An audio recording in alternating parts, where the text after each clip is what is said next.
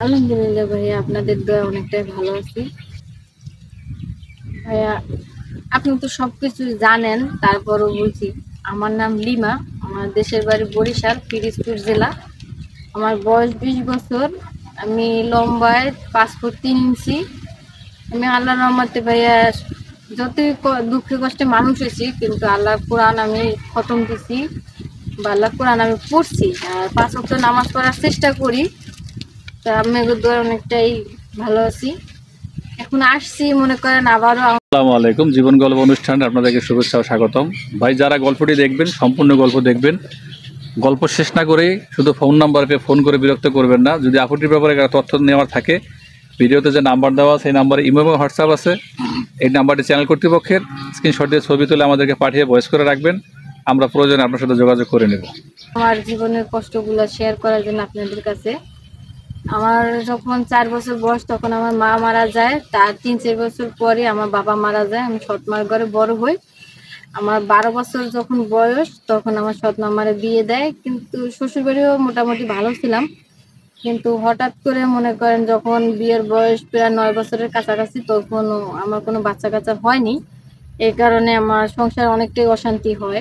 আমার শ্বশুর শাশুড়ি বলে আমার জামাইরে বিয়ে করতে। আমার জামাই বিয়ে করে নাই, কিন্তু আমার উপর অনেক অত্যাচার হয়েছে, অনেক কথা অনেকেই বলছে। পরে আমার শ্বশুর শাশুড়ি আমার জামাইরে বললো যে ওরে ছাইড়ে দাও, তালাক দিয়ে দাও।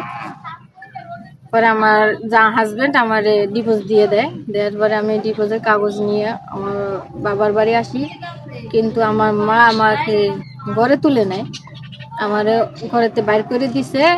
আমি এখন মনে করেন আমার আত্মীয় স্বজন কিছুই নেই, আমি কার কাছে যাব?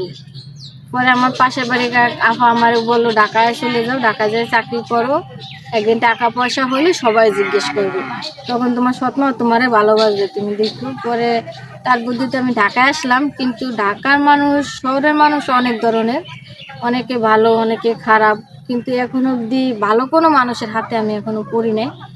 যার হাতেই পড়ছি সবাই একটা, শুধু আমার দিকেই তাদের নজর, আমার উপরে তাদের চাহিদা একটা অন্যরকম। অনেক মানে খারাপ ব্যাকগ্রাউন্ডের কথা বলে তারা। এখন মনে করেন আমার তো হাজবেন্ড নাই, যেমন আমি একজন ডিভোর্সি মেয়ে, আমাদের কেউ বিয়েও করতে চাইবে না। আর যেহেতু স্বামী সাইডে দিচ্ছে, এখন অনেক অনেক ধরনের কথা বলবে, অনেক কিছু শুনতে হবে আমার।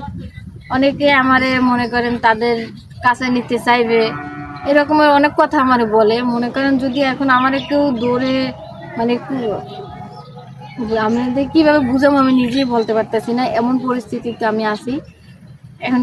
গার্মেন্টসের গেটে একবার গেছি, কয়েকবার, কিন্তু সব যে গেটেই যাই অনেকেই হয়তো উপর লেভেলে কাজ করে।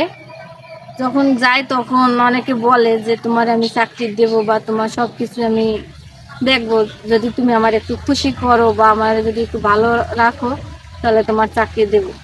পরে যখন এই কথাগুলো বলে আমার ভালো লাগে না, পরে আমি আইসে পড়ি, আমি আর চাকরির জন্য যাই না। কিন্তু হঠাৎ করে একদিন এক আপুর সাথে পরিচয় হলো, তখন আমার ভাইয়ের কথা বললো যে তার কাছে যাও, মিডিয়ায় কথা বলো, বললে হয়তো যে কোনো একটা রাস্তা তোমার দিতে পারবে, তুমি তার সাথে যাইয়ে যোগাযোগ করো। এখন ভাইয়ের কাছে আসলাম, যদি ভাইয়া আমার কোনো ভালো একটা রাস্তা দিতে পারে, ভালো একটা মানুষের খোঁজ দিতে পারে, সেই মানুষটার যদি বয়স যদি বেশি হয় তাতে আমার কোনো অসুবিধা নাই। আমি চাই সেই মানুষটা আমার সব কিছু জানিয়ে শুনে আমার যাতে মাইনে নিতে পারে, সেই রকমের একটা ব্যবস্থা করে দিই। আপনার কথা